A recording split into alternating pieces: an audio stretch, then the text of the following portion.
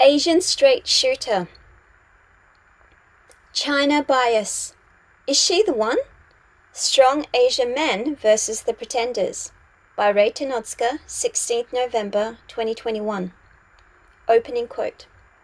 For Chinese people both at home and abroad, a united Chinese nation is our shared root. The profound Chinese culture is our shared soul, and the rejuvenation of the Chinese nation is our shared dream. The shared root fosters eternal brotherhood, the shared soul links our hearts, and the shared dream holds us all together. Xi Jinping. Is Xi's strong sense of national valor the reason why cheesy erotica is penned by Western women who dream of handcuffing him to their boudoir? Is the exoticism of powerful Asian men so embedded in their psyche that spinning out a banal novel is the only way to realize a latent fantasy? Picture of the novel She's the One. A blurb from Sandra Copland's dotish fiction of erotica. She's a lonely, overworked waitress in a downbeat Chicago pizza joint, and he's the president of the People's Republic of China on a tour of the United States. Their stressful, boring lives are about to heat up like a pizza oven after a chance encounter outside Manny's Pizza Barn. Call me She-Dada, he says. This isn't a one-off, by the way. Apparently another volume of word porn exists, vis-a-vis Who's That Guy?, written during Hu Jintao's stint as president of the PROC. Ever wonder why some Asians command the West's attention while others never get noticed, irrespective of how much they try to assimilate? I've written about Asian women who only go for white men under the pretense of, well, every bloody thing under the sun. Today I got the reverse for you. Asian men who secretly pine for the white broad and the white applause, but pretend to only be hankering after them because the Asian sisters sold out first. Ah, give me a break, beta. Since I've thoroughly pissed off whitewashed Asian women, I'll now piss off whitewashed Asian men who wear the Asian pride mask but is clandestinely dying for a blondie to complete his profile. So what does the West think of Asian men like Xi? The West doesn't think about Asians at all. The West has only one modus operandi, projection, and it always reserves its most callous ejections for Asians. In the same way that Western women harbor fantasies about doing some sexercise with a Jinpingster, taming the man who's responsible for 1.4 billion lives, Western men dream of breaking bread with him so that they can crack open the Chinese market for the vultures of Wall Street. In short, everyone wants to fuck Xi, but just in different ways. Unlike the pantheon of Japanese leaders who desperately want membership to all the G-spots, G7, G20, Xi won't kowtow to Western free market hypocrisy and eviscerate China's economy, all in the vain hope of gaining the adjective of being a good Asian country. Xi's priority is to ensure the well-being of 1.4 billion Chinese lives, rather than earn a seat at the G7, content on being the lone Asian who gets to sit at the table but not eat. Have I let the cat out of the bag in gaining Western respect? The sad Western indoctrinated Asian men who keep lamenting their lack of prestige and clout despite minting out Ivy League degrees, banking at least 6 figures, or reinforced with a six-pack, remain clueless on the dynamic that forces the West to admit defeat. Patriotism to their Asian roots and crushing Western hegemony by ruthlessly refusing to participate in their ruleless global game of dystopia. Many comatose Asian men honestly think that by becoming the following images, they have arrived. Don't believe me? Go check out social media sites promoting empowered Asian men. It's pathetic as hell, a game of vanity based on how intimately they can mimic white guys. Picture of Asian guy with blonde woman. The ubiquitous, look at me with a run-of-the-mill blonde with a tits out shot. This guy is always pretending that he too loves to tan, like a white guy, even though he doesn't want to leather up his epidermis and actually hates the heat. These types always try to slip past the fact that his hot blonde is just a plain Jane with a halo mop. It's always the white girl that hot white guys aren't seen with that these wannabe white Asian guys get. Wait, let me have it. You'll accuse me of being jealous. Jealous of what? I'll give you the same rebuttal I gave my Asian sellout sisters. I don't want to land you. I'm simply pointing out the truth. Go look at the girls good-looking white guys get. Then look at the recycled heap on the arms of the made-it Asian guys. When did you ever see Megan Fox even entertain the idea of dating an Asian guy, let alone actually date one? What about Gigi Hadid, you splutter? You got me there, genius. Yes, Zayn Malik is of Asian Pakistani lineage. But have you, as a yellow Asian fellow, looked in the mirror to see the difference between your mug and Malik's? And on that point, highlighting an exception and evincing it as a rule makes you even more pathetic. Picture of Asian guy with tattoos. The all tatted up and nowhere to go shot. While every Fred and John aspires to be a Beckham or Ronaldo, but think the shortcut to training 12 hours a day is to ink a sleeve, the Asians are just content to be the doppelganger of the everyday Walmart Fred and Chipotle John. Pitiful is an understatement.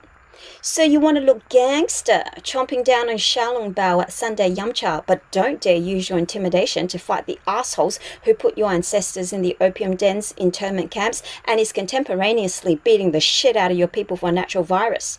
Using your tat stat for internet whining is so... Picture of an Asian guy at the gym. The hey, I'm ripped as fuck. Why can't I get women to suck on command cringe range? These Asian guys never once questioned the sanity of injecting downing protein shakes to the shrinkage of their nads, perpetuating Asian men's most denigrating meme. Picture with caption, "Don't worry ladies, you'll barely feel a thing." 3 white girls with 1 Asian guy. The greatest irony is that after all that effort, Asian men in the West are still regarded as second-rate. Dear duplicitous Asian men, if you are peeved that Asian women outright declare their preference for your white counterpart, you are no better. In fact, on all accounts, you are worse because she doesn't lie, you do. Can you, in all good faith, not see why your worth is on par with household lint, even though on paper you should be the biggest catch since Moby Dick? I often wonder why we Asians as a collective adamantly refuse to think for ourselves and parrot everything our whipmaster teaches us to say. Do you honestly think anyone can possibly know you better than yourself? No, right? Then learn to think for yourself by understanding who you are. Pull the ivy drip that reinforces Western supremacy out of your oversized forearms and know your own history. Still think I'm full of it, eh? Here's my point aptly illustrated on a national level. The Japanese, especially post-World War II and the bubble economy bust, has been the West's most supplicating pet, shaking hands, wagging tail, and playing dead when it comes to defending Okinawa against American-based military rapists. However, what level of respect has this garnered from the West? Video link. To see Shinzo Abe, former Prime Minister of Japan, groveling to the Yanks after they twice bombed his kimono-clad ancestors to Kingdom Come, click here. Yet do Americans see him? Well, not enough to see his extended hand placed out for a shake. Video link. Trump and Abe shaking hands. To watch, click here. They also don't hear him enough to even remember what brand of Asian he is. Video link. Trudeau and Abe. It bemuses me living in Japan when my Japanese students tell me how physically different they are to the Koreans and Chinese. Yeah, so different that all of us yellow primates are so readily distinguishable, and then the Polaroid develops and you can't tell who's who. Click here to watch Trudeau do his thing. Thank God this gaffe only happened once. No? Video link. Trudeau confuses Japan with China again. To watch Who's That Asian Again? Click here. I know your retort. You'll exclaim that Trudeau is as aware as a dead doorknob in an antique shop which no spirit wants to haunt, so he doesn't count. Well, what about the beret wearers? Article, France President Hollande confuses Japan and China. Yeah, I know. The frogs have a weird accent, so who knows what they are croaking? So they don't count either. News article, Prince William mixes Japan and China in latest royal gaffe. Come on now, we've reached British royalty. These are the people who turned stereotypes into their literary works and conquered 80% of the globe. Are you still going to argue that white people can really tell Asians apart, but it was just an itty-bitty faux pas? Why you'll never win playing their game. Sometimes I wonder, how can it be that we don't see the stop sign flashing in neon 1 feet ahead of us and land ourselves ass up in the pit? Is our astigmatism that bad? The West has literally violated every rule on the planet to circumvent the outcome in their favor, and then coerced us to admit that it is we who violated their rules-based order when we still somehow managed to get ahead. Are you out of your mind? How can you reiterate this asylum-grade calumny with a straight face? Do you honestly think your six-pack is going to break the net and catapult you as an objet du désir? Even if you get technically perfect abs, it's your face that's going to be the issue. A Michelangelo sculpted jawline, now it's your voice. Get vocal lessons to turn your mezzo-soprano into bass. Well, it's just you then. When you get to be judge, jury, and executioner, what aren't you going to do? You're not going to create conditions where you and your posterity will suffer at the hands of the other. This will be unfair, according from your standpoint. Here's a joke I heard regarding white people's definition of equal opportunity. 3 men are offered the job of top manager at a prestigious company: an American, a Brit, and an Indian. Here are the qualifying questions. The interviewer asks the American, "When did the Titanic sink?" The American answers, "May 31st, 1911. Pass. The Brit gets the next question. "How many people died when the ship sank?" He replies, 1,500. Pass. The last question goes to the Indian. "Can you name all the victims?" "No." "Oh, what a pity." Fail. And remember, this is the Quicksilver argument constantly used. We, the West, give everyone equal opportunities to succeed in our society. Why everyone needs to only answer one question. But unfortunately, the coloured folks can't do what white people can. Don't blame us. It's not racism that did you in. You just aren't as qualified. When inventions and great ideas had their genesis in the East, the pilfering of Chinese technology wasn't IP theft, and the smashing of Indian weavers' thumbs when they produced the best and most competitive cotton wasn't morally reprehensible. Only after unscrupulously benefiting from us to get ahead did the West suddenly think ideas were worth protecting, and that swearing industry workers to non-compete agreements was necessary in keeping an edge. Asterisk. After Shashi Tharoor made the smashing and amputating of Bengali weavers' thumbs under British colonial rule public, the internet has been rife with debunkers, calling this an outright lie or a misunderstanding of a figure of speech. All I have to say is, iron tongs on Indian women's breasts. Link provided. Does anyone really think smashing the thumbs of their competition is beneath the Brits? Learn to value what you stand for. Quiz. What's the difference between the following 2 blokes? Picture 1, muscular Asian guy. Picture 2, Bruce Lee.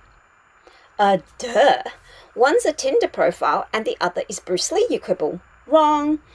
One is an anonymous Asian white wannabe, complete with useless muscles pumped to cartoonish proportions at the local gym, barely able to open a bottle of low-carb carbonara sauce for his zucchini pasta. The other, a body honed to perfection for the love of an Asian tradition, full of agility, retaining high muscle memory in maiming if not killing a would-be assailant. In other words, a bloody useful human being. The first picture is what the Asian social media boys used to prove they've made it. The second, Bruce Lee is what every Asian man untainted by the West naturally is. Aesthetics for the sole purpose of vanity was never an Asian virtue. All the great effigies of stoic beauty littered in Asian history bear witness to the vicissitudes hollow beauty brings. Go read up on Yang Guifei and Hikari Genji. Asians never ever, before Western brainwashing, thought that appearance should be uniform. Our appearance should be the outcome of genetics and a reflection of our calling, or more aptly, our dharma or life duty. Yes, you may indeed have the face of an angel, but if you spend 3 decades chiseling our Archangel Michael out of marble, you'll end up with hands which reflect that. That, my friend, is real beauty. When you can tell someone has lived a life through their appearance, time and sentience have done their jobs by giving meaning to our rather inconsequential lives. Hands which have built irrigation systems or raised the next generation of Olympians aren't going to be as smooth as a baby's bum, and they shouldn't be. A face that has seen sorrow and expressed felicity isn't line-free and frozen like a popsicle. However, once again, how fucking stupid are Westerners? Very is the answer. I'm a librarian, yet I look like a 14-year-old model. I'm a neuroscientist, yet I look like a 14-year-old model. I'm an archaeologist specializing in Egyptology, Yet, you guessed it, I look like a bloody 14-year-old model. The irony, Western models these days look like shit. Picture of funky-looking model at Paris catwalk. Only the West is superficial enough to create a nugatory zeitgeist where looks alone bring fortune. This wouldn't be so detrimental to society if there wasn't such frenzied participation. But because the West is innately boorish, it has its progeny vouching for a world of uselessness syncopating with debauchery, leading people to act like this. Instagram model posing at her father's funeral. To watch a filial daughter pay her final respects to her father by posing for her gram, click here. Second picture, twins. With a caption, who are these people? The twins of what the fucking yuck. I'm serious, if you don't think there's anything wrong with them, there's something wrong with you. Click here to watch the spawns of Satan who couldn't cut it in hell, so they decided to recreate Daddy's pleasure pen on earth. Sorry for the digression. Back to the Asian guys calling out Asian girls but secretly wanting to be a member of the White Club. The anonymous Asian beefcake is the one always lamenting about his lot in life. Real Asian men like Lee just get things done. Whites learn from him, blacks learn from him, yellows and browns learn from him. Women the world over want him to be their baby daddy. He is a fucking god because he never fucks with God. If we are created for a purpose, he never doubted his.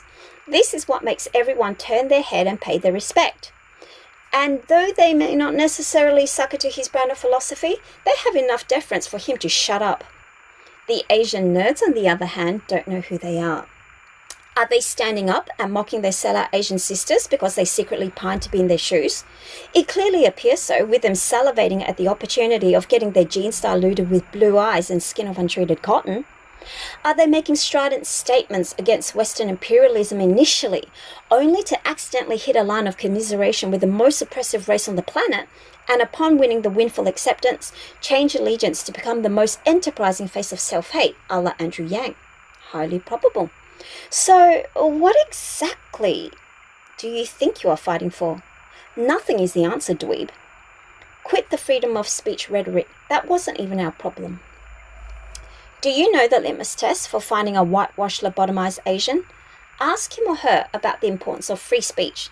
If they tell you it's very important because traditional, insert Asian brand, culture never allowed them to speak, you can pretty much write them off as an idiot who knows nothing about their roots. Here's the synopsis. All Asian culture has some resonance, if not a whole lot to do with Confucianism. This is just a fact. China had many tributary states throughout history, so even though copying Chinese thought and custom was not de rigueur, it was so chic to do so. Hence, every Asian tributary state became mini Confucians in order to become part of the cool clique. In the same way we try to inject Americanism into our daily lives today, Asia held the same awe for ancient China. China's greatest hater today, Japan, had nothing but admiration for it in 500 CE. Japan's first national laws, the 17-article constitution, was modeled on Chinese Confucian ideas. The reigning Emperor Shotoku credited this constitution to be the birth of Japan's political metamorphosis from backward country to civilization. So what, you say? So this. In the Analects, in the very first book, okay, I'm on Kindle. I know Confucius never thought his musings would end up this way. Contains the passage that highlights the importance of speaking up. Quote, "The superior man bends his attention to what is radical. That being established, all practical courses naturally grow up. Filial piety and fraternal submission, are they not the root of all benevolent actions?" End quote. Everything that is accepted as the norm now started its life as a revolutionary thought. So how can it be that Asian culture advocates for people to mute their voices?